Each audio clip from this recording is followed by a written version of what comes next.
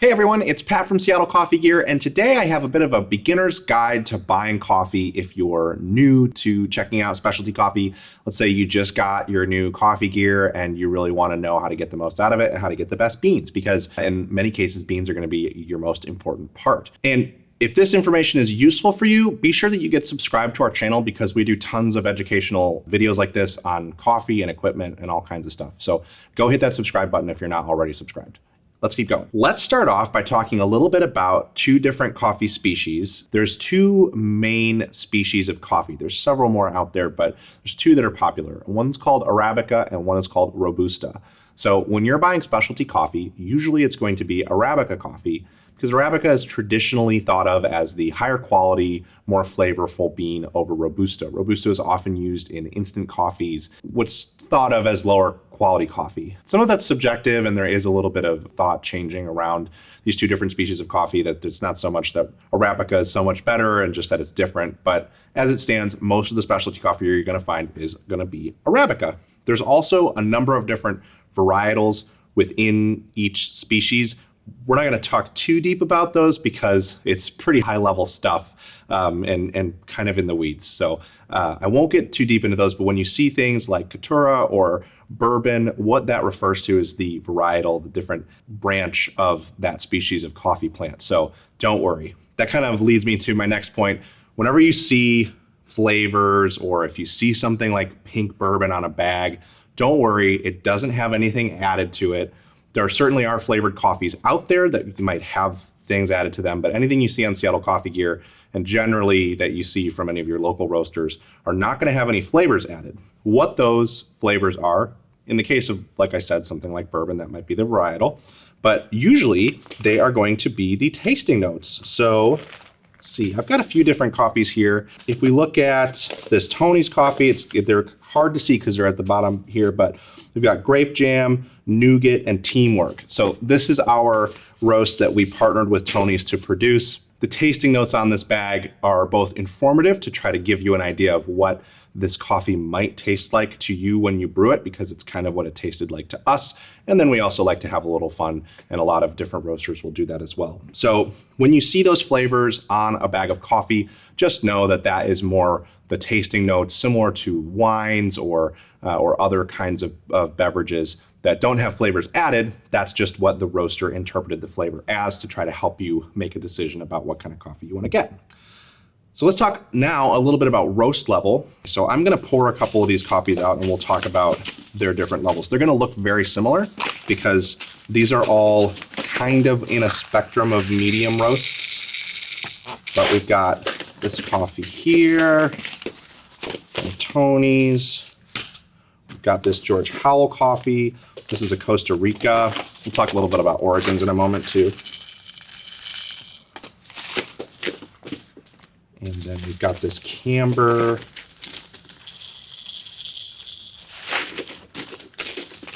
And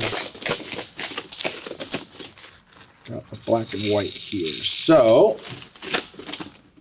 taking a look at these different beans, they're all probably going to look to you to be very similar in roast level, and you'd be correct. I would call all of these beans a medium roast. The reason I picked them, even though I would call all of them a medium roast, is just to sort of talk about mainly the differences between these coffees and this George Howell, which is they list as a light roast. And that's totally fair. Roasters are roasting on their scales, right? So it may be that when this roast was produced that they were just roasting a little bit darker than the scale that I would use, and so they call this a light roast. It is a little bit lighter than these other coffees. I'd probably call it a medium light, whereas I would call this one pretty much a true medium, but trending a little bit darker, and these are both definitely more medium to me. Our lights might make it a little bit, make them look even a little closer than they are in person. So the point being that generally roasters, big popular roasters, roast a little dark. So what you might think of as a light roast from them is not nearly as light as what I would personally call a light roast. So that's an important thing to keep in mind. And just keep in mind that when you are selecting a roast level, if you get something super dark and super oily, just make sure that you're really cleaning your coffee equipment when you use it. And if you're using, say, a super automatic, I would just avoid those beans entirely. We have a video that I did a while back that shows examples of oily beans versus less oily beans, so you can get an idea. A few drops of oil here and there in your coffee, though, that's pretty normal at all roast levels. So don't worry about it in that case, just if there's a lot of visible sheen. So with roast level out of the way, we're also going to talk about the different kinds of roasts from blends and single origins. So you've maybe heard the term single origin thrown around. It's often something that you may associate with like coffee snobs. So all that single origin means, though, is that the beans in a roast are coming from one specific producer or a cooperative of producers, but the point being that they're all going to be from a specific region. So you're going to be getting coffees that all are ostensibly going to taste very similar because they're going to have had very similar production processes and processing processes, which we'll get into too. Blends are going to be a combination of different single origins, oftentimes to produce a more balanced flavor profile. So single origins might have slightly stronger flavor notes in the direction that their notes suggest, whereas blends kind of even those things out. So in terms of your purchasing, if you're interested in trying a single origin, definitely recommend trying it as a pour over first, because you're really going to get the full breadth of that single origin's flavors. Blends are going to work great in brew methods like drip and espresso while you're getting started to kind of learn to work with them as they offer a little bit more balance. So the next thing that we'll talk about, and I promise that we're not too far out from having covered the basics, is processes. The way that coffee is processed after it is harvested has a huge impact on the flavor, because coffee beans are the beans surrounded by a coffee cherry.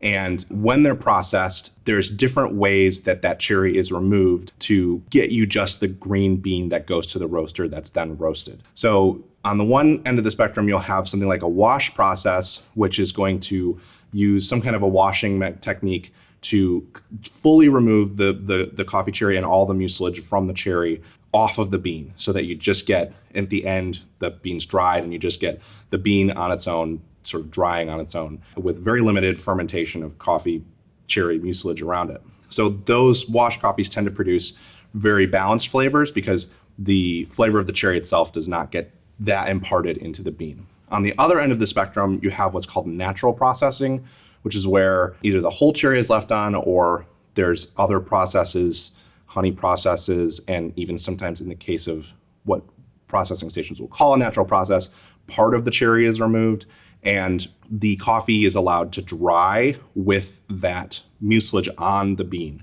And then it might later be washed off, or a different process.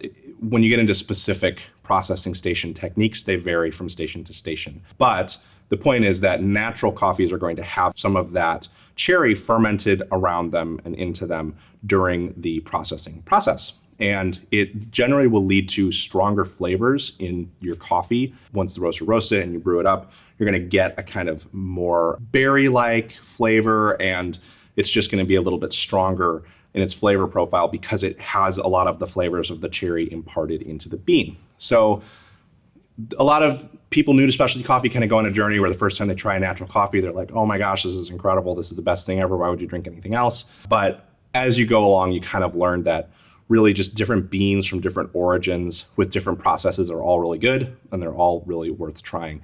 There's also a wide range of processes. I don't want to get into every single one, but as time goes on, more and more ways to process coffee beans are introduced. So I would highly recommend just doing an internet search to learn about some different processing methods, because the technology at play there is really, really cool and really, really changing the game for a lot of different kinds of coffee that might not have gotten representation before. So with all of that in mind, how do you pick your first coffee that you want to put into your new machine or piece of gear? I would recommend that you can go kind of one of two routes. One, just take a look at some bags, whether it's on our website or if you go to a local roaster, and pick out some flavor notes that look good to you. Pick out something that's medium, is what I would recommend. And if your roaster has a signature blend, grab that, try it out, or pick out one of the signature blends from one of our roasters, because it's going to give you a good kind of overview of that roaster's flavor profile and the kind of coffees that they make. And from there, branch out and try different things. You'll find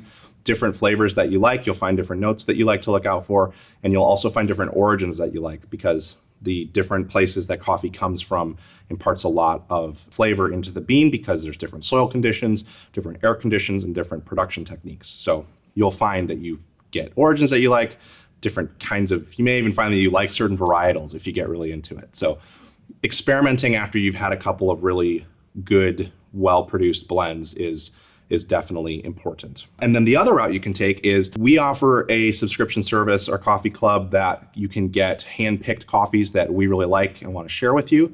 That's a great way as well to kind of get a feel for different kinds of coffees, because we send a lot of different coffees. And so then you don't even have to do the work of picking them out. And then once you've developed a sort of understanding of your flavor preferences, you'll know what to look for. And it may just be that you find a blend that we send in one of our subscriptions and that's all you want to drink forever. And that's cool too. Anyway, I hope that all of this has helped to introduce you a bit to different kinds of coffees and help you to kind of learn to make some decisions in purchasing your first bag of coffee. So I hope that this has helped you kind of determine some things to look out for when you purchase your first bag of coffee for your new equipment. If this video was helpful for you, please hit that like button to let other people know, and feel free to drop any coffee related questions in the comments below. Thanks.